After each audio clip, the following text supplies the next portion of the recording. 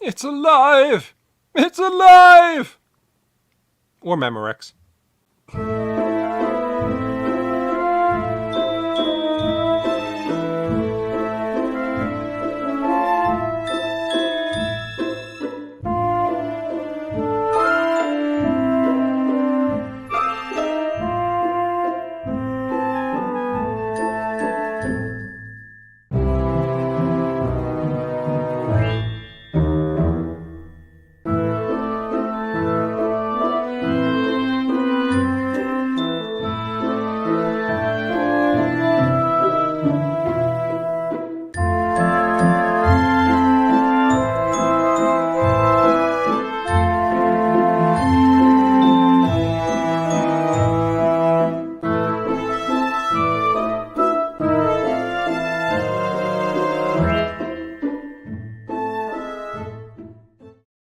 Hello, everybody. Welcome to episode number 1,296,338. We're just starting to get the hang of this, Joe. That's It's awesome. showtime, Ori. CJ, how are you? I hope you had a wonderful Easter. Again, hello, everybody. Welcome to this week's episode of The End of the Night. We're going to have a lot of fun because these two wonderful filmmakers, Michele and Leslie, who we were just talking about in the green room, are extraordinarily funny and sweet and kind and wonderful, and we're going to have a good time with them in just a little bit. Joe, how are you? How was your Easter? Oh, it was excellent. Thank you. I had a great time, but missed being on live with you guys. So, how was yours? It was very nice. We had dinner. Brian came over, and I'm sorry. yeah, I am too. He parked his broomstick out front, and we had a wonderful dinner, and just kind of chillaxed and sat on the couch afterwards and looked at our fat bellies like, wow, we ate way too much. Nice. I don't know. Did you see this? This was absolutely astonishing, and I'm absolutely incredibly proud to know her. But did you see Tiffany Sheppes's daughter, Mia, With the president? talking with the President of the United States, President Joe Biden? She spoke for, I think, 10 minutes to the entire country about ghost guns and gun violence. And I tell you, Joe, I mean, her mom, we both know how I feel about her. But Mia is an extraordinary young lady. She really is. And all kidding aside, Tiff, you should be extraordinarily proud of that young lady. She did. She looks at adversity straight in the eye and punched it square in the nuts. Because for those of you who don't know, Tiffany Sheppes's beautiful young daughter Mia was shot at high school. Her best friend was shot right next to her, and sadly is no longer with us. And Mia is now a champion of getting rid of ghost guns and illegal guns, and was speaking from the White House lawn, literally with the vice president and the president together. So the end of the night is super, super honored to know Mia, and I guess we have to throw Tiffany in because it is her mother. But that was absolutely flabbergasting, and I was so proud, and that was just really, really the bee's knees. Oh, so Joe, tell us about that wonderful venture your beautiful wife and daughter are working on. I know the business keeps growing and growing and growing, and that's awesome. It is. Thank you. Yeah. So it'd be Hearts of the Mystic Folk. They are doing their scented wax cubes, their wickless candles, and their room sprays, all natural. Check them out online on Facebook, please. Absolutely. And another thing that happened since Easter, I'm sure I'm allowed to talk about this because Scott's been very open about it. Scott had his hernia surgery on Thursday, and he was in a lot of pain on Thursday. I know that, like an enormous amount of pain. But luckily, the surgery was a success, and Mr. Schiaffo is feeling much, much better. But he's at a different location tonight, so he's having technical difficulties in joining the show. I don't know. He might stop in on audio. He may not. I don't know.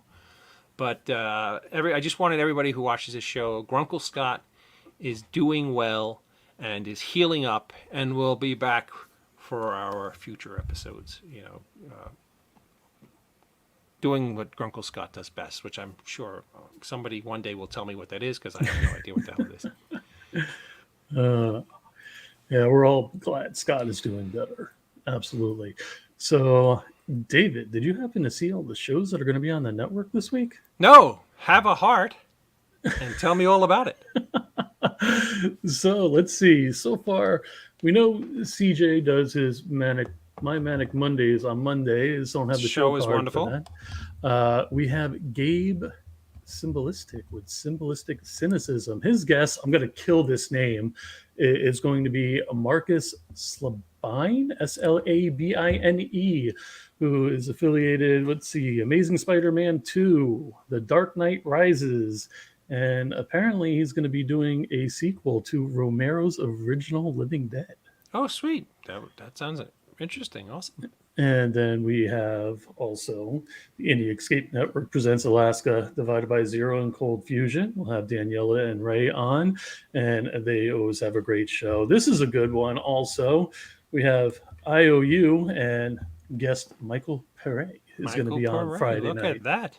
Yeah. Streets of Fire. And then last but not least, Brandon and I are going to be talking to special effects master Nick Benson from The Blob, Nightmare on Elm Street Part 4, Tremors, and Mick Strawn. I got to do the Mick thing, and it gets me all blah. But anyway, Mick Strawn and some cast and crew of their new show coming out, or new movie coming out, Campfire, which is also going to have a network television show as well. Oh, so outstanding. Be on Saturday. So that's wonderful. And in coming weeks on this show, we have Mario Cipollina from Huey Lewis and the News, who's part of the founding band members who sold over 200 million records worldwide. I think 36 top 40 singles. He had a little bit of success. And a show that me and Scott are absolutely are shocked and amazed that he will be coming on. I think it's 3 Sundays from tonight. The legendary Dick Cavett will be joining us on the end of the night. This is the only show, I guarantee, in the entire country that in 2022 had Dick Cavett and Vincent Price on. Just think about that for a minute. That's pretty epic. Nice. And next week, I actually have to look it up. I do apologize. Excuse me. I know we're going to have Jason Buterin on, and he's going to have... his buddy Dave, yeah? Dave, yeah. So they're going to be on next week discussing Dave's new flick coming out. So much stuff. And you know what's so funny? We've had, this summer, some of our favorite guests and closest friends of the show, like Brian O'Halloran has Clerks 3 coming out, and our co-host Scott, Grunkle Scott, have Clerks 3 coming out. William Sadler has the new Salem's Lot coming out this summer, which he's a major dear friend of the show. I think he's been on 3 times now. Great guy, dear friend of the show. And Daniel Roebuck, who was not only our first guest, but his wife, his lovely wife Tammy's been on. I think Dan's been on 2 or 3 times now. He has the Munsters coming out, where he plays Grandpa Munster. And wait, you guys have to go back to that episode and watch it when he's doing his grandpa voice. Yes, you actually heard it here first before you'll see it. After our Dick Cavett episode 3 weeks from now, Joe, you don't even know this, but we're going to take a week or 2 off. And then we're going to have, in the week that we arrive back, our first star from the MCU universe joining us here on the end of the night. So stay tuned. We have all kinds of crazy shenanigans for you. On the end of the night, the Indie Escape Network, all the wonderful shows like CJ's and Brandon's and Gabe's and all the wonderful shows you guys do. We're just going to keep plucking away. And I got to give CJ a shout out. Last week's episode of IOU was great. Way to go, Brandon, for having Mark Weber on. Tons of knowledge was shared. CJ actually covered for me Friday night, which was greatly appreciated. CJ, no, it's not Benedict Wong. Oh, sorry. Not even close, actually. And I don't know yet, so I can't spill the beans. Damn it. I will give you one clue, everybody who's watching this. You'll be really happy when we tell you who it is. With that being said, was that too much of a clue? What? No. Okay. With that being said, our guests tonight are two extraordinarily talented filmmakers and just really, really lovely people. And I usually on the show we have people on who I'm dear friends with, but these are folks that were sent to me by a dear friend, Michael Madison, and they just have a wonderful, wonderful film that was recently released. And without me talking any further, let's bring up Michele Englehart and Leslie Goyette. And I hope I didn't destroy their names. Did I destroy your names, or did I do a good job? Perfect. Yay! Hello. Yes. Welcome to the Indie Escape family. Welcome to the end of the night. This show is everybody's favorite road wreck, but we kind of muddle through it. How are you ladies doing this evening? We're great. It's a little earlier here than it is there. As you can tell, it's still daylight here. So it's not the end of the night for us, but there you go. For us here in the Northeast, it's the end of the night, especially when you're elderly like I am.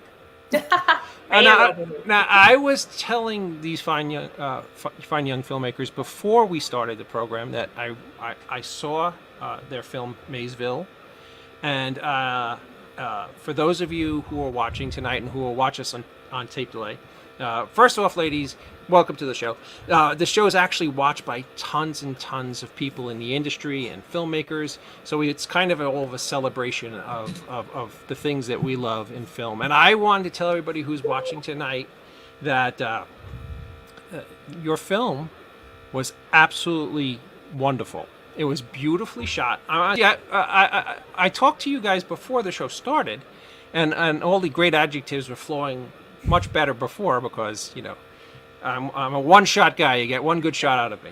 I can vouch for that. That's repulsive, Joe. You just made me vomit in my own throat a little bit. This show is PG, young man. I'm never setting foot in Florida now. This film, all kidding aside, it was shot beautifully. It was well acted. It was well written. It reminded me a lot of. Oh God, I'm so terrible. I told you guys earlier. Stand by Me. Stand by Me and October Sky. And October Sky. It had that kind of. You know what it also reminds me of? I think you guys are way too young. And Leslie, this is an enormous. No, to remember what I'm going to bring up, but I think this is going to really strike a chord with people after they see your movie, and they'll know exactly what I'm talking about. Your film, and this is an amazing compliment, because it really reminded me and had the feel and the look of an Amazing Stories episode. I don't know if you remember the show that Steven Spielberg did in the mid to late 80s called Amazing Stories. It was just a wonderfully shot television show that had probably... thank you, CJ. What am I thanking? I didn't make the movie. I'm thanking you for Leslie, I guess. Wow. Thanks for the compliment about our ages. We are very much middle-aged women. Midlife. Midlife. We're part of the club, if you know what I'm saying. We got our AARP letters. You know what's I'm not saying this. I've been married for over 30 years, and I'm not flirting like an old schmuck because I don't. That doesn't even occur to me anymore. You know. You guys, I thought you guys were like in your late 30s, honestly. Oh, we'll take it. Even if you don't. But for someone even if you're not sincere, we'll take it. No, I'm really sincere. The reason I bring it up is because it is a little unusual to start something like this late in life. Mm-hmm. A lot of people. I did when I graduated high school. I was 16 years old. I did attend I went from Kentucky to the University of Oregon to study film. And my freshman year of college, they completely cut the program. So I found myself on the West Coast trying to figure things out. But, you know, I always wanted to be a filmmaker, but life got in the way, so to speak. And it never really happened for me until, you know, later in life. And to be, you know, I'm almost 50 years old and to be here today. It really is a full circle moment for me. Yeah, it's something I always dreamed of doing. It's never too late. No, I mean, I actually got my first film out at the ripe old age of 40. I was a celebrity bodyguard for over 25 years. And I was beaten and stabbed and shot several times. And it was like, you know what? If I don't ever get my first film out, it's never going to happen. So when I retired from that line of work, I released in 2010 my film, Mr. Hush. And I've just been plucking away ever since. So I totally get why you guys, why you shouldn't feel that way, because first of all, 50 is the new 30. At least that's what I keep telling myself. I know I'm lying through my teeth, but I try to believe it. I mean, Joe always wants to remind me how old I am. It's one of his kind human traits. But hey, I just passed my mid-40s, so. Well, who's older? Oh, mid-40s. Okay. Oh, okay. Okay, Michele, I used to like you. Thank you, Michele. Checks in the mail. It's a beard sometimes. Wow. Yes. But when we set out, when I set out to make this movie, I genuinely told Michele that I wanted to make a movie that looked and felt like something I loved when I was a kid. And the reason I wanted to do that is because there are so many times when I will tell my sons I want to share a movie with them. I'm like, oh, you've got to see this movie. You know, this is such a big part of my childhood, you know, the Stand By Me's. And, you know, I wanted them to see so many things that I grew up loving. And The Color Purple is one of my favorite movies of all time. The music, everything about it. And they watch these movies and they're so dated to my children. You know, okay, they're just okay to my kids. And I'm like, man, it really resonated with me when I was a kid. Indiana Jones and the Temple of Doom was just the coolest thing I had ever seen in my life. E.T., coolest thing. And there's a little movie from my childhood called Savannah Smiles. And I know you guys probably have never seen or heard of it, but it's, you know, no name actors, but man, it was part of my childhood about, you know, two crooks who find a little girl runs away from home and she goes into the back of their car. And they're stuck with this little girl and they got to give her back, but then everyone's going to think that they took her. But anyway, it's these sweet moments in film that always stayed with me. And I wanted to tell a story that looked and felt like something I would have had from my childhood. No, and I totally get it. And you absolutely accomplished it. I mean, you did a wonderful, wonderful job. I mean, it's very, very difficult. I mean, you have to kind of look through a different lens when you're looking at independent films. And when you look at an independent film and you don't need to look through that specific lens, it shows that you accomplished something greater. You accomplished something that looks mainstream, or you accomplished something that could have a wider audience, and you did that in every aspect. You guys really hit the ball out of the ballpark with this. It was a great film.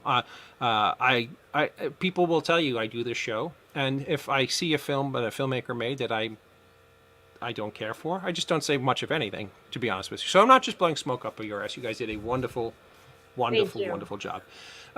Where in the world can people who are watching on our networks find Maysville to watch it themselves? So it's on Amazon, Tubi TV, Google Play, and YouTube right now. Sweet. Did you say Tubi? Okay, I'm gonna do you guys a favor. Everybody who's watching this show, watch it on Tubi, because it'll make these young ladies, the filmmakers, a lot more money than it will on the other three platforms. Amen. I'm also going to give you guys a little tip. I like giving filmmakers tips because it's kind of when I was young, the great Tom Holland, who directed Fright Night and Child's Play, helped me along with some stuff, and Sam Raimi and Bruce Campbell gave me some tips. So the only way you could get to the top and try to keep moving forward and learn from is to learn from people who've done it before you. Now, you guys, I'm sure one of you guys already have a Pinterest account, right? Sure. Go out and make a pin for your film with a 30-second video advertisement of directing it people to Tubi, and you will see enormous spike in people watching your film. I never thought about connecting Pinterest to Tubi or any of the platforms. It's the only platform that when you make a pin, they send it out to everybody who's on Pinterest for like the next 7 minutes. That doesn't sound like a lot, but in like when you do it on Twitter and Facebook, they have algorithms so that your information just goes out to a very small amount of people. Doesn't work like that on Pinterest. That's incredible. Yes. How did you find that out? When you're an old hack, you just sit on a computer for hours and hours, and you're trying to get people to watch your films, and you don't have the backing of a studio. Right. You kind of learn all the trades. I made a film in 2010, as I said earlier, Mr. Hush, and the way that I actually made some like coin on that film is sadly not really the way that we make coin anymore. It was bought by the DVDs were bought on spindles by Redbox and Family Video and all those things, and they would buy literally tens of thousands of units in one shot. But sadly, physical media like the Redboxes and the Family Videos are not really the way that people are watching movies anymore. So we're kind of at the mercy of streaming and streaming services that you pay for what's called transactional video on demand. Watching it on, you're the man too, Scott, CJ, and make sure you watch it from the first scene to the end scene so that you get all sets of commercials in the middle. Sean made it. So I'm going to stop with my silly banter, but Brandon E. Brooks is a wonderful filmmaker himself. He says, congrats on Maysville, Leslie and Michele. Completing any film is a major accomplishment. I look forward to seeing it. Cheers to you both and your entire team. No, wait a minute. I got to plug Brandon again. He's our Friday night guy. He's got Michael Pare on this week. Oh, Michael Pare. I think he's in that werewolf picture that Ed's making, isn't he? That Big Ed's making, yeah. Yeah, he's making the Beast Comes Out at Midnight. He's going to be in the werewolf film. So you kind of answered. I'm going to ask Michele this question first, and then I'm going to ask you, Leslie. Did I? Oh, yeah. You know, I got beeping in my head, and somebody's texting me. Did you hear from Scott by any chance, Joe? That would be a negative Ghost Okay. Rider. So, Michele, tell me a little bit about when Michelle's a young lady. Do you mind me calling you Michele? Is that okay? No, that's my name. Okay, I know. Some people like more formal. I don't want to be that schmuck who's like, hey, Michele, how you doing? No. When you're a young girl and you're thinking about your future, who's laughing? I'm Don't laughing. laugh. I'm not done yet. I shouldn't foresee where you're going, but No, it's really simple. Who inspired you to want to make films or be involved in films? Absolutely nobody until Leslie. Oh, So I sweet. wasn't so young. It was only 3.5 years ago. Yeah, I know, but there was somewhere. Yeah. I only became a filmmaker because I had the passion when I was a kid. I loved old films. I watched It's a Wonderful Life was my favorite film of all time. Yeah. I watched the Universal horror films because when I grew up in Middle Village, Queens, every Halloween, Channel 13, which was the local station, would play all the Universal movies. And back when I was a kid, we only had 4 stations that you could watch over the air. So I grew a passion for filmmaking and films, watching really like older films. Maybe I should. Okay, so when I was a kid, I think I loved films more than most of my friends, for sure. And I loved old films, a lot of black and whites. My favorite for a long time was Breakfast at Tiffany's. For the style more than anything, I loved Audrey Hepburn.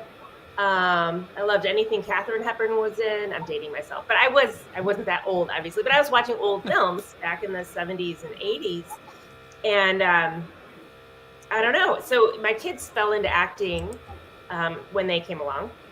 Long story short, And so I was on a lot of film sets, just taking things in behind the scenes, seeing how things are done, and just really curious about what each of the different crew members did, what their role was, how things came together, the stresses of being on set and getting everything done for the day. Anyway, it was just really interesting for me to observe. And before that, I was an IT project manager. So super not, in my view, not creative, it's not art. I was just a business. I was an IT project manager. And I took a break when I had kids. Fast forward to meeting Leslie.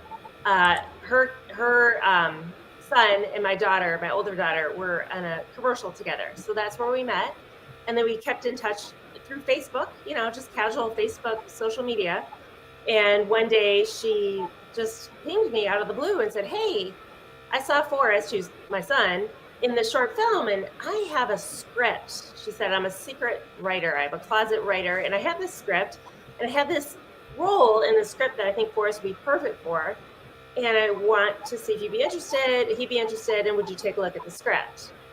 And so I should say before then, I was intrigued by the business. I just didn't feel like I had any fit in the business as an IT project manager. And I'm not a creative. But the script came my way. I absolutely fell in love with it. I was crying by page 16.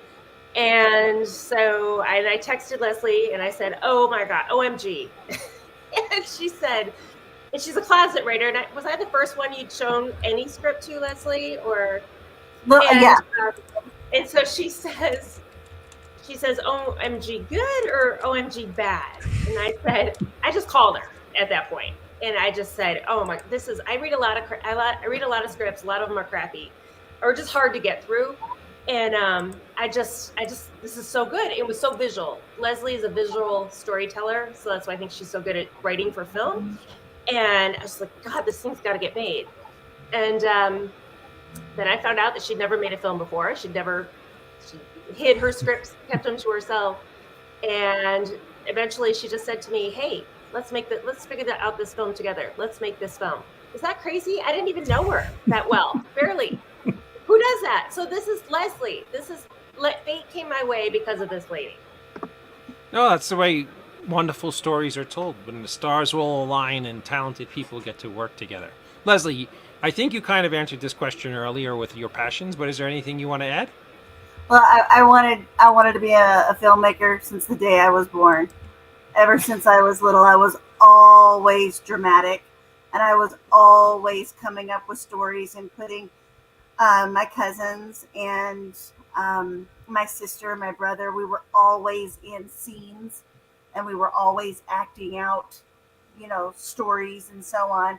But from my early childhood, my favorite directors were Rob Reiner and obviously Steven Spielberg, because he was everything, right? George Lucas, Steven Spielberg, Rob Reiner, Ron Howard.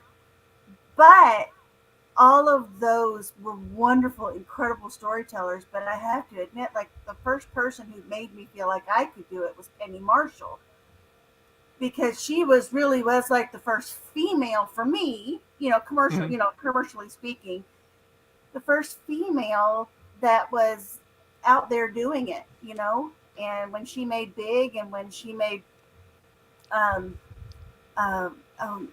No Crying in Baseball, A League of Their Own. A League of Their Own. I felt like there is a place for a woman here. You know what I mean? And she's good. She was really good. But those were the influences on me when I was younger. And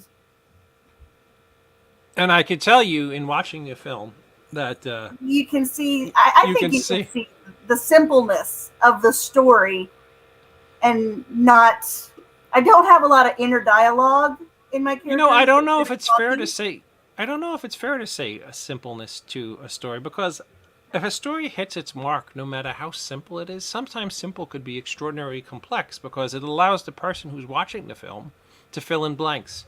And I think that's something of what your film did. So you should be it's not simple in any way. It's just a really good film. I was blessed. I grew up, my brother was an actor and a writer, and I grew up around Peter Cushing and Christopher Lee and Vincent Price. And I'm blessed to know a lot of filmmakers, a lot of very, very talented people. Joe will tell you he's shocked at the people who show up on their show. He's like, "Why do you even talk to this clown?" He usually, and they're like, "I don't know. He makes good rice pudding," and when somebody has talent, it's easy to see, and you both clearly have an enormous amount of talent, because I know to make a film.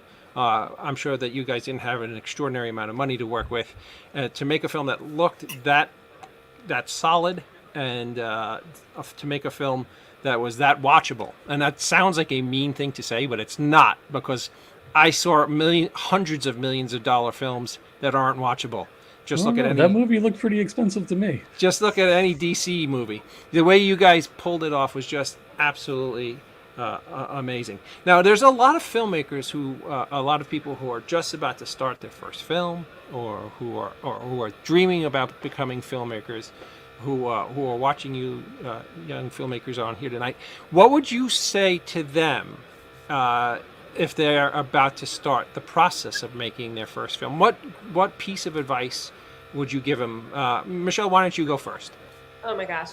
Well, I think we were really smart in taking the first 6 months to fundraise. Mm-hmm. I don't think a lot of first-time filmmakers and newbie filmmakers do that. Some people can just get lucky and have investors. We did not.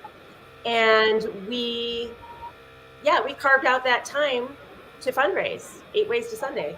And with the fundraising, we also, kind of as a huge side benefit, is we got the goodwill of the towns where we filmed, which are these smaller cities. They're called Centralia and Chehalis, Washington. They're like equidistant between me and Leslie. I'm in Seattle. She's in Portland. Did you say Centralia? I don't mean to cut you off. Is that what you said?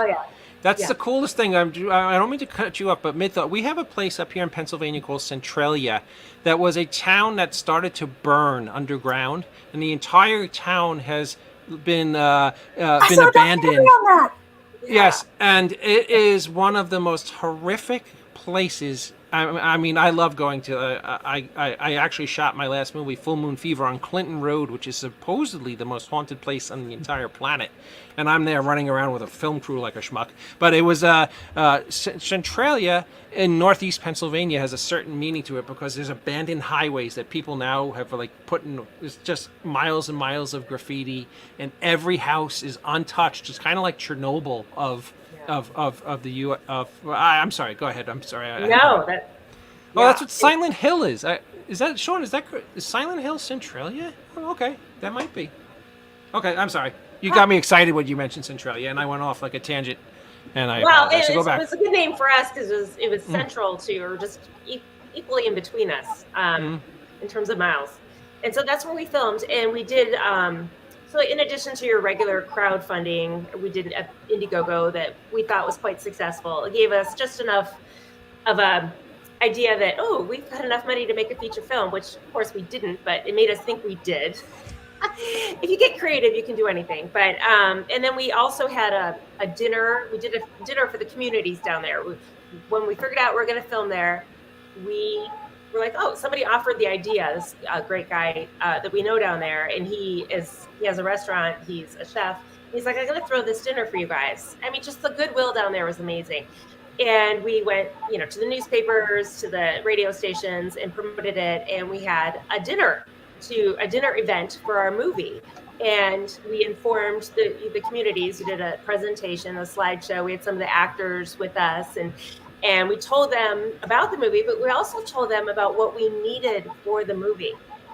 Mm-hmm. And I feel like we're the only people who've ever done this. I'm sure many filmmakers have done this. I just haven't met them yet. But we just put it out there as a kind of items of interest, or if they know anybody who could help us find, the movie is set in the 1920s. We needed a lot of old, we need a lot of props from the 1920s. We needed old cars. We actually needed a barn that you can burn down. And we just kind of went for broke and just told them. We got two donated barns to burn down. Yes. And we need a lot of extras and wardrobe, locations and everything. And so we put it out there. And what we got out of that dinner was, we made a little money, but it was all the resources that we got out of that, in addition to the goodwill that's there, you can't even put a dollar amount on that. Just the people in the community were so supportive. And those two towns are historic towns, and they kind of pride themselves in that. And the fact that our movie was set in the 1920s, I think, was a selling point. And it's also two towns that they're looking for a reason to inspire tourism in their area, in their county. And I think we went to city council and talked to them. And I just think they thought, wow, this is a nice dovetail, perhaps, with our county and what we're trying to do with just get recognition. Now, we don't have any stars in our film, but other than that, I mean, I think we made a great, beautiful film. It truly looks, what we hear from critics, is it truly looks set in the 1920s, which is really hard to do on a minuscule budget. And the main reason we're able to pull that off is because of the communities down there. So many props came from the antique stores, and the locations we found, some were actually like completely preserved in time, untouched from that era, very similar era. It was just, some of it, I just think maybe it was fate. But going back to your original question, taking the time to fundraise, I think I just can't offer any bigger recommendation than doing that. Carving out the time to raise money for your film if you're really going to try to make, I mean, you want to experiment as a new filmmaker and do your short films and whatnot. But once you're ready to like make something and you think, okay, I'm going to make a quality film, take the time to fundraise and network. Oh, networking is wonderfully important. Leslie, what are your thoughts? Well, for me, I kind of had my hand in everything. It was all about planning. For me, it was planning, because we didn't have the resources and we didn't have a big budget. So we had to lean in on the resources that we had. So I had done theater, volunteered in so many theaters throughout the Portland area. I just went to those theaters and I said, okay, guys, I need a favor. We borrowed over 1,000 pieces of period piece clothing from the various theaters in the Portland area. And we had that's how we got all of our wardrobe. And then we literally went door to door in the town of Centralia and Chehalis, and we talked to the restaurant owners and we said, hey, would you guys mind to provide dinner one day for our cast and crew? And in exchange, you can come to the premiere and you get a special thanks in the credits and so on. And so we had a different dinner delivered every night on set from a different restaurant around town because they have wanted to be a part of it. You know what I mean? Sometimes what we learned is the power of the ask is what our motto became, because what we learned is that people want to help people, but people won't ask for help. And this movie, Michele and I, we may have driven the ship, but it was all of the people that were helping us row with this boat that got the movie made. And so many people in this community wanted to be a part of it. So as far as my advice, it's get ahead of the planning as much as you possibly can. The more you can drill down your planning, the smoother you're going to have on set. We walked on set every single day, and we had every single scene was already blocked. We knew our camera angles. We knew how much time in the day we had to get because we had to move to second location. We really, really, really had to nail down that time management because we didn't have a lot of time to shoot this film. We had 3 weeks. Got to get it in. Got to get it done. And what did you shoot it on? A red one? Dragon, I think. A red, oh, sweet. Yeah, and it definitely has the look of a red. Yeah. A little piece of advice that I always like to give filmmakers is that when you're making a film, even an independent film, it's kind of like a big party. And everybody wants to be invited to a big party. And I was told this by a filmmaker who has made many, many, many movies. And he said to me, Dave, if there are people you dream of working with, it doesn't hurt to ask. All they can do is say no. And it's literally just a matter of actors want to act, musicians want to play music, stagehands want to be stagehands. Everybody wants to be invited to the big party. So if you guys do this again, don't be humble about it. You know, if there's somebody you want to work with, reach out to them.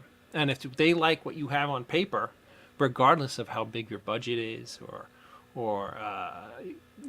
they will see the heart and passion that you have for your project, and they will make it be a part of it. I grew up in the early 80s. I was born in 1970, so I was 15. On my 15th birthday, my brother took me to the Angelica Film Theater in New York City to see Fright Night. And I was so enamored with Fright Night. I thought it was Roddy McDowall as the fearless vampire killer, and Chris Sarandon as the suave vampire. And I just fell in, as a 15-year-old kid, I fell in love with that movie. And I thought Evil Ed, the character Evil Ed in that movie, who at the time, the actor name was Stephen Jeffries. And at the time, People magazine said he was one of the 20 most promising actors in the world. I was like, this guy, he was like a young Jack Nicholson. I was like, this guy is the coolest. And, you know, someday I'm going to work with Stephen Jeffries. And I went back to my room and I started writing and making movies on my VHS camera while Huey Lewis in the News was playing the sports album in the background, Heart of Rock and Roll. And I was like, you know what? Someday Huey Lewis is going to do my theme song. And then when I turned 39 years old and I made Mr. Hush, my very first movie, voila, Stephen Jeffries was, I sent him the script and I said, Mr. Jeffries, I don't have a hell of a lot of money, but will you do my movie? And he was on the next plane to Pennsylvania doing my movie. And I worked with Huey for over 20 years as his personal bodyguard. And I said, hey, Huey, I got a movie coming out. Would you do me a favor and write my theme song? And then all of a sudden I have Mr. Hush theme song done by, and that's the magic and beauty of this, when people are sincere, and you guys are clearly sincere, and you're doing it for the right reasons. People want to be a part of that. So if you do it again, and you're like, you know what, I would love to pick anybody you adored when you were 20 years old, or reach out to them, because you might be surprised by their answer. That's the only thing I'm trying to say with this long-winded. I think I'm going to pick Michael Pare. Okay. Well, I know Friday. I know personally that he will do a movie for a breakfast burrito and a Diet Coke, so he's definitely one to pick. Knock off. Oh my God, it was one of my favorite movies, 1983 or 4, somewhere in there. Oh, what movie? That movie where it's called Eddie and the Cruisers. Oh, Eddie and the Cruisers, right? To me, that was a classic. You know, I know him from a werewolf movie, believe it or not, from the 80s. Bad Moon? Bad Moon, yeah. I think it was Bad Moon released that movie. So I'm just saying, you know, you'd be surprised that, you know, there are people, of course, who are at a level right now that their egos wouldn't allow. Like, if you ask Robert Downey Jr. or George Clooney to do something, their agents would say no way. Yeah. But if there's anybody who's been around the block, who doesn't have the highest Q rating right now, but you adored them, you know, you owe it to yourselves to give it a shot. That's all. Yeah, and it's so important to have, we're finding in the biz, to have recognized actors at least. I mean, A-listers would be ideal, B-lister, but like recognized actors, or actors who have their own buzz going on, right? And, you know, to be honest with you, just to keep mid-thought, is that the only reason that Redbox bought 38,000 copies of Mr. Hush, they didn't even watch the movie. It was because of the people who were associated with it. It was like a little horror royalty Expendables of horror kind of thing that I had going on there. It's the only movie that had a Michael Myers and a Jason Voorhees in it, and it had Evil Ed, and it had, you know, these horror. It had Brian Dante from Clerks, so it had like a whole bunch of niche people that hit different categories. And my distributor said, you want this movie? And they were like, send us a copy. And they're like, before he sent the copy, he sent the one sheet with the people on it, and they're like, we'll take it. So it's sad to say, that sometimes well-known people, like look at anything Bruce Willis made over the last 5 years. And I'm not trying to be mean to Bruce. We know what happened to It's Bruce. the reality. Yeah. The reality of it is that Bruce Willis has made, I think, like 30 movies a year for the last 5 years. And they're very, very small, low-budget movies that go directly to Redbox. But because you have Bruce Willis on your banner, you're going to get outlets to buy it.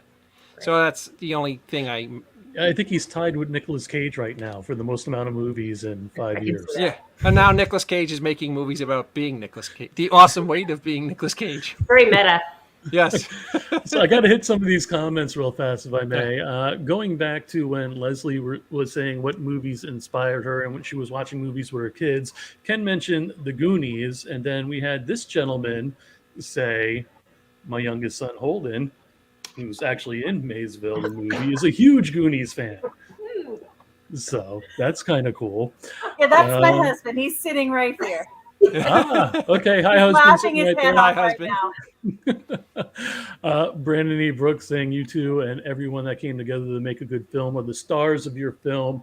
No Hollywood needed, just good old hustle. I wish That's the that were. truth. Thank you.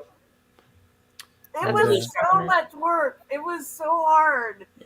Nobody is doubting that at all. And CJ, that's some good advice, Leslie and Michele, when you guys were discussing earlier. And another Brandon, love these true independent filmmaking stories of grind, hustle, and working together. This is how it should be done without big dollars behind it. I'm clapping for you and everyone involved. Now, where do you see Brandon? It's a beautifully shot film. It's good storytelling. It's just a really good movie. You'll be happy you watched it. Thank you. So, and Sean's going to be watching it right after the show. And Sean's in Colorado, so he's a few hours behind. So he can. I'm just going to circle back to Michele talking about fate. She's not a fate believer and anything like that, but there were so many. Like, we had to find a 1928 Fordson tractor for this movie. A 1928 tractor, but it had to be new. And I kid you not, we're like, where are we going to find this? Where are we going to find this? Inside the town of Centralia, there was a tractor museum. And I'm not going to give away anything, but that is one scene in the film that made my eyes well up. So, good job. Yeah. Yeah. Yeah. And, we also needed a steam engine. There was privately owned steam engine in the town with privately owned tracks, and they welcomed us with open arms. Just absolutely amazing. And the city of Centralia is known as Hub City, USA. And every other weekend in this small town, they have car shows. And so we just started attending the car shows, and we started becoming friends with these beautiful townspeople, and one of my favorite stories to tell about the making of Maysville is that all these people volunteered not only their cars, but as filmmakers, you don't just bring your, $50, $70, $80, $100,000 car that you've spent so much time refurbishing and rebuilding and just leave it parked on the side of the street. These people stay with their babies all day long, and they would sit anywhere from, 10 to 15 hours a day just sitting in little camp chairs on the opposite side of the street that we were shooting, where their cars were in the background. Mm-hmm. Just amazing, beautiful people. And they volunteered their cars and their time. Just amazing. I think people want to, so David, you mentioned the party. Everyone wants to be part of the party. Totally. That's a great analogy. And also, I think people want to be part of something bigger than themselves. So it draws out the best in people. I mean, in that aspect of being, the power of the asking for things left and right. The worst people could say is no. They mostly said yes. It was kind of ridiculous. But I think that's a big part of it is people want to be like part of this creative thing that's going to be this movie, and they're going to be part of it. So forever. That's the coolest part. I mean, because long after all four of us are gone, something as simple as this show will still be around long after we're gone. Films are forever. When in 2012, when the Academy of Motion Pictures Museum asked for Mr. Hush to be only one of 50 films to be put in the core archives, meaning it'll be preserved forever. I literally wept for like weeks. I mean, like they're That's preserving, crazy. they're That's preserving my movie, Yeah. like my silly little So vampire movie. You know, it's just it's such a rewarding thing when you do something that you love. And another thing, even down to first off, I thought when I first was starting to watch the film, I thought the boy was the kid from It. He looks just like him. Do you know who I'm talking? The boy from It and Knives Out. The boy that had the unfortunate incident happen to him. I don't remember That's the character. Horace. That's Michelle's son, and he's. Okay. I think it's Wolfie. What's his name? Finhart. He looks just like the kid from It and Knives Out. Did you see? Do you know which one I'm talking about? The one who has. I don't. I have to pull it up. I'd have to pull it He up. looks just like. So I was like, well, wow, they got the kid from It. That was pretty awesome. So it's not like. It's not like it's super important to have. I hope my point of having name talent in helping in some ways wasn't lost on indie filmmakers, because it's really not super important. But there are things that help about it, is all I was trying to get at. Yeah. So, Yeah. we produced Maysville knowing that we would not be able to get named talent. No way. But it's our first film, and we want it to be good enough to showcase it as basically your calling card. Or, as you say, just ask these actors, or any way you're remotely connected or inspired by certain actors, just go after them and say, hey, this is the kind of film we make on no money. What could we do if we had a budget? And so we also want the film, we're using it to leverage, perhaps investors. So I don't think, Leslie, maybe we haven't talked about this, but like to do a film on no money again, wow, I don't know if I'm up for that. Like we want to get to the next level to have some investors or just more. So we'll see how well Maysville is doing. The numbers are just starting to come in. But yeah, that would be the logical next step, is to get, I do think, sadly, we'll see how well Maysville does, but like you really, in Hollywood or the studio level, you need named actors, as Hush has done so well, because you have you had so many connections to pull those people together for you. And that's a huge selling point. It sadly is. It does help in a lot of ways. But the way I funded my first film, but then I made each subsequent film with the money that the film before it made.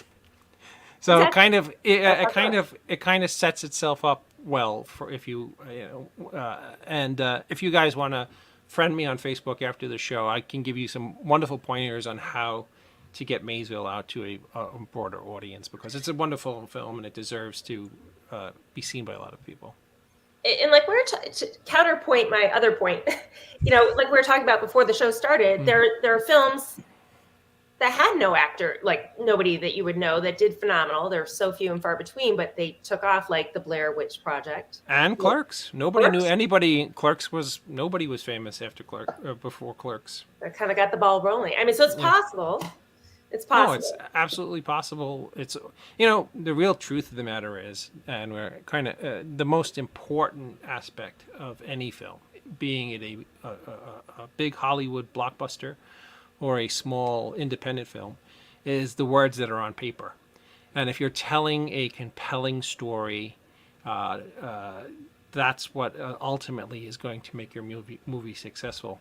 And you can have movies that look beautiful. You can have movies that have great special effects, and they're just, sometimes they're crappy movies. You guys made a movie that not only looks beautiful, but it was also a great story, great storytelling. But I mean, if you look at the original Halloween, which was a small independent movie, the movie was successful because of great music, great pacing.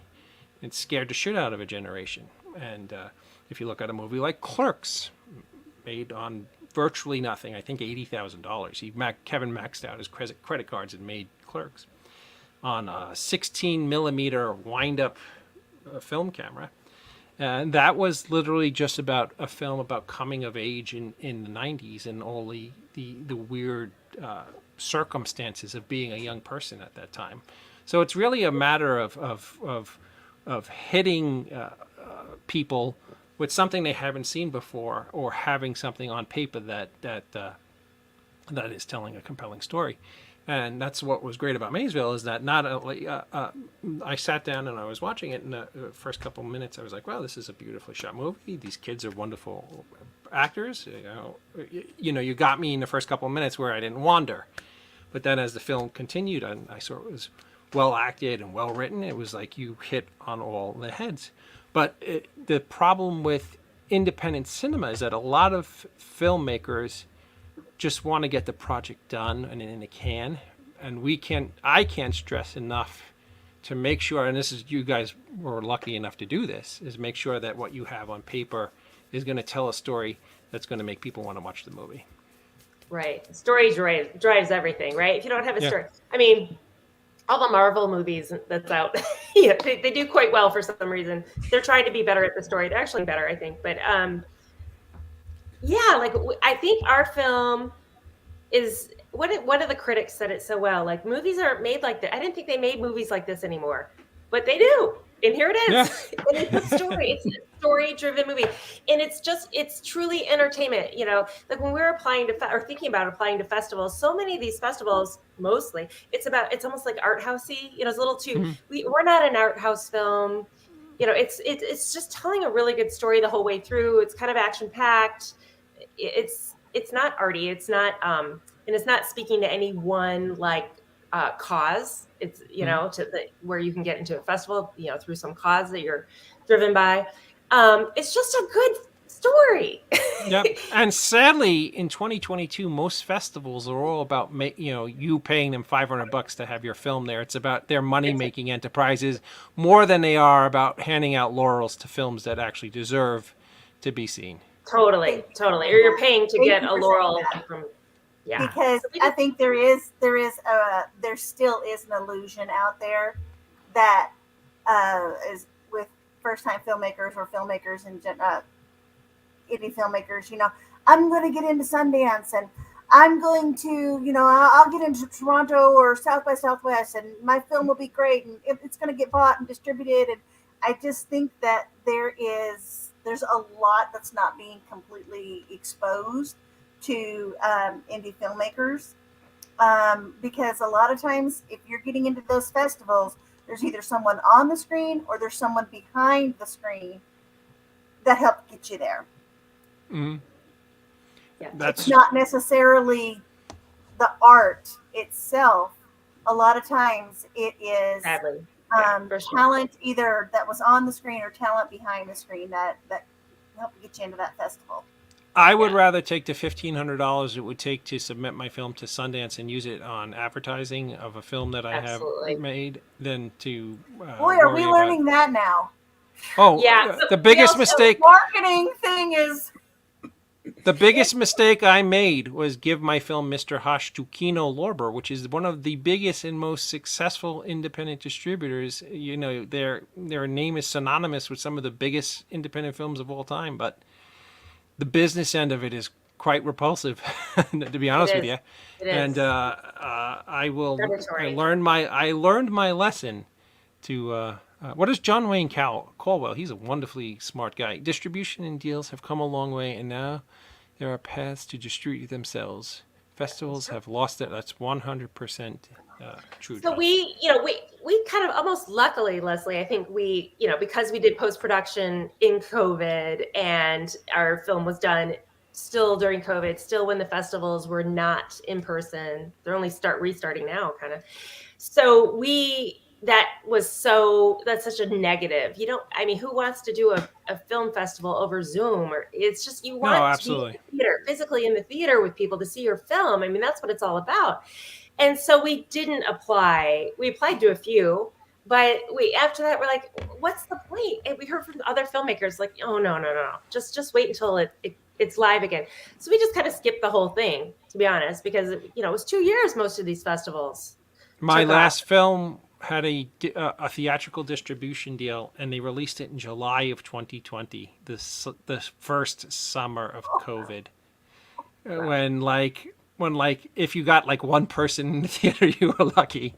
So it's all Yeah, it's all kind of it's all timing and things that suck. One last question for you, Leslie. What did you edit the film on? Oh, Adobe Premiere Pro. Oh, sweet. Never I'm a done Sony. any of that in my life, but I had to learn because we were out of money.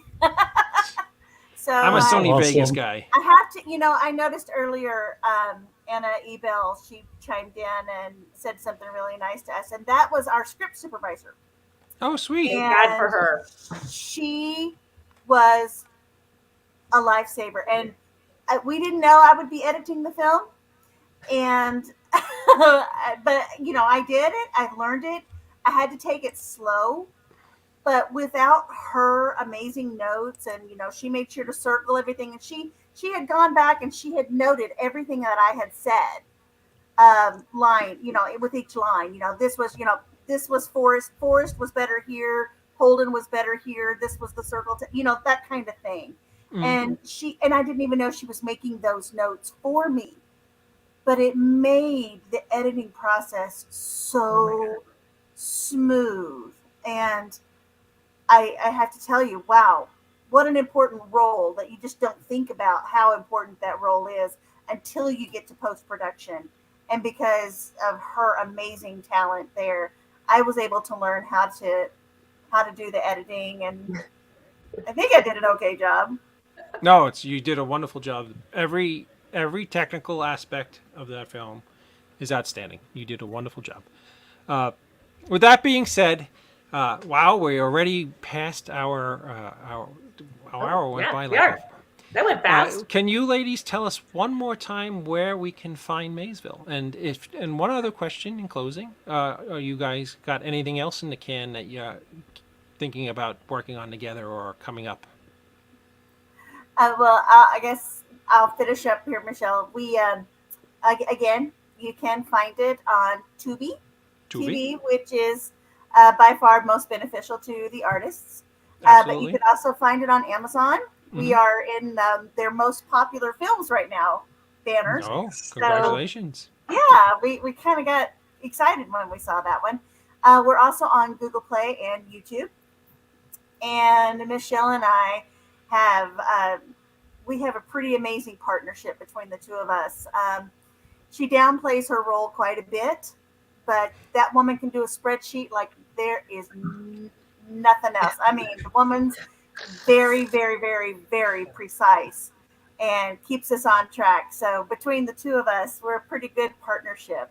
And so I have about 5 more scripts and that are completely as far away from Maysville as you can get. I'm more of a Stephen King fan. And I could not be more excited that the new Firestarter is about to come out because it's one of my favorite movies of all time. But that's definitely more in the vein of my writing. Maysville just is a different kind of story. But yeah, that's I'd love for Michele and I to do another one. Awesome. Well, I want to thank both of you immensely for joining us tonight. You're both amazingly talented. You're both amazingly knowledgeable. And I can't wait to see the next project you work on. If you ever want to come on the show again and promote, we would love to have you. You guys are now friends of the Indie Escape family. And all kidding aside, you guys should be very proud. You did a wonderful film. I'm actually going to watch it. I'm going to watch it a second time because I was impressed. Even down to the time-sensitive doorbell when the sheriff comes to the gentleman's house. You have a 1920s doorbell. You guys are amazing. You did a wonderful job. Thank you for noticing. No, I noticed every little aspect. I have to say also for people watching right now, and this movie seems innocent, but there's a couple of mind that really screw with you. Yay. Yep. So Prizes too. Yeah. Yeah, it's a thriller. It's beautifully shot. It's well worth your time to check it out. And I'm going to give you two homework if you guys become friends with me on Facebook. I would love to hear what you guys think of what's that movie I love? I said it earlier. October Sky? No. The movie. The one where they all blow up. Oh, you just ruined it, you schmuck. Spontaneous. Oh yeah. Oh yes. Okay. We need to You watch guys that have to together. watch Spontaneous on Amazon Prime. It's on there for free, and Well, I would we need- love to hear. Yeah. Oh, But we Emmett, also need to watch Hush. Where do you watch Hush? it's everywhere that you can imagine to Okay. stream something. If you want to watch it for free, watch it on Tubi. Okay. Yes, and Happy Haven for to do that. Heroes is going to I'm put that on intrigued. this list. I'm going to have to put that on. Oh, Haven for Heroes. Emmett Garnham, a wonderful gentleman who owns a comic book store in Orange County, New York, says he's going to check it out. Oh, and people who are watching, if you're in the Orange County, New York area, Emmett's going to have stars of The Walking Dead at his shop. Dahlia, who's a dear friend of our show, who is going to be there signing autographs along with Jeremy Ambler. Or he's going to have a whole Walking Dead thing on Comic Book Day, which I think is like May 6th, 7th. So check out Haven for Heroes. His little Monica is right there, and you will see that he's having a big autograph signing. And I just love this woman right here. Thank you for asking. After the interview is over, please go over to the Indie Escape YouTube channel and hit the like and subscribe button. It'll be there shortly after this is over. Yes, we're trying to get to 1,000 people, and we're like 20 people short on YouTube. 7? We're 7 people short. Right, hopefully. Yes, so you We'll guys, get if you you there. can We're gonna get you there. help us get us Go there, there. we'll get us there. That would be awesome. We're gonna get And you of there. course, honestly, if you guys ever want to come back, if there's like a guest on that you want to say hello to, just Well, we got to do shoot me one a- more thing, David. What? So, Leslie, where Yeah. can everybody find you? Oh, And what'd you not do? click you off the screen because I hit the wrong button. Where can everybody find you on social media and online to check up on your projects? Oh my gosh, I am the most hidden person on social media. I'm on Facebook, and that's it. Wow. I just, But the movie. I don't movie's promote on. myself very well at all. But you can find me at Leslie Goyette on Facebook. All right. Well, But the Michele, movie- take the opportunity then. Maysville, the movie, is on Facebook and Instagram and Twitter. All right. And if anybody wanted to follow you on social media, Oh, personally? Yeah. She's a producer, Joe. She doesn't want anybody to follow her. No, I'm on Facebook. I'm a producer That's it. too, Just like and Leslie. I want. Thank no, you, I don't though. want people following me either. Who am I kidding? Yes, thank you, Brandon. Like, subscribe, share. Absolutely. All right. Again, ladies, thank you so much for joining us tonight. It was an absolute honor and a privilege to meet you. And, was a pleasure. Congratulations, you guys made a Super great fun. movie. Thank Thank you you. so much, you guys. This was awesome. We hope to be on again with the Stephen King remake that Leslie's got in her head. Definitely, we're Works looking for us. forward to it. And Good night, guys. if you need help casting, I know a bunch of really corny actors who will be more than happy to help you guys out. Run Well, as fast as you can. Now that I know you have connections to evil, I'm like, oh wow.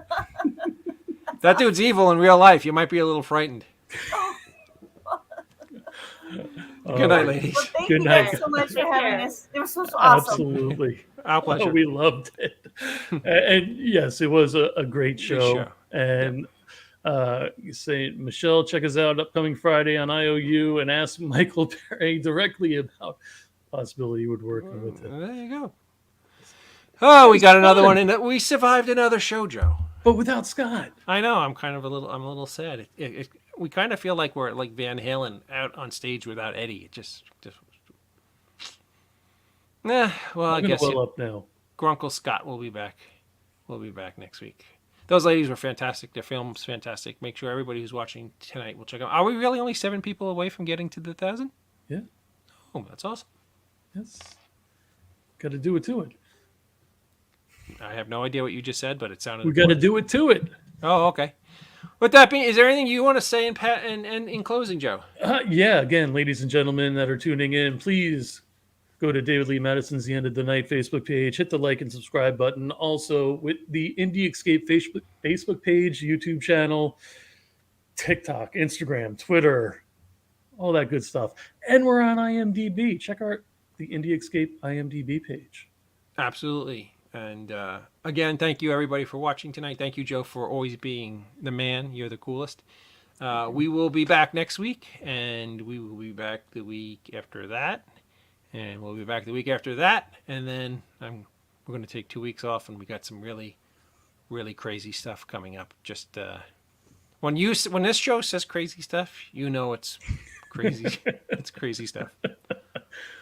Scott, be well, brother. We'll see you next week. Joe, thanks again. And remember, no man's a failure who has friends. See you guys next week.